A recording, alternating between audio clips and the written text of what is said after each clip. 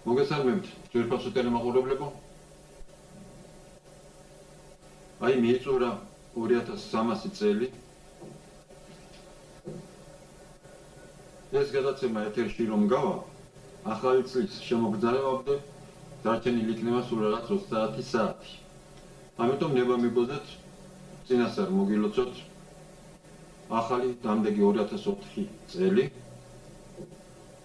ქართული ერის ისტორიაში ჩემი გაგებით მართლაც ახალი წელი, ახალი ეპოქის დასაწყისი, ახალი ერის დასაწყისი ქართული ერის ისტორიაში.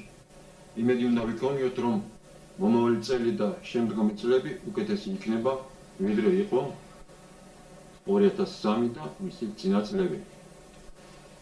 დღეს გარკვეულწილად შემაჯამებელი გამოსვლა არის ჩემი და ორი სიტყვით მოგახსენებთ იმის შესახებ თუ რა გავაკეთეთ ჩვენ ერთი წლის განმავლობაში. კერძოდ, მხედველობაში მაგვსმე ჩვენი პროგრამა პოეზია უპირველეს ყოვლისა. ჩვენ შევეცადეთ ამ ერთი წლის განმავლობაში მაყურებლისთვის მიგეწოდებინა ახალი ლექსებიც და ძველი ლექსებიც, ძველი კლასიკოსების, ჩვენი კლასიკოსების ძველი ლექსებიც. ბევრმა ბავშვმაც და დამწყებმა პოეტმაც მიიღო ჩვენს გადაცემებში მონაწილეობა. დაახლოებით 90 ჯერ გავედით ჩვენ ეთერში 2003 წლის განმავლობაში და ზოგიერთი გამოხმაურებით და ტელეფონის ზარებით ვიცი, რომ მოსახლეობის უმრავლესობა, უпростоოდ პოეზიის მოყვარულების უმრავლესობა კმაყოფილია ჩვენი გადაცემით, თუმცა ალბათ ნაკლოვანებებიც ჰქონდა და მომავალში ჩვენ მას გამოვასწორებთ. ერთი კი მინდა გულისწყევით აღნიშნო, რომ სამწუხაროდ ნაკლებად აქტიურობენ პოეტები ხაშურის, კასპის, ქარელის რაიონებიდან.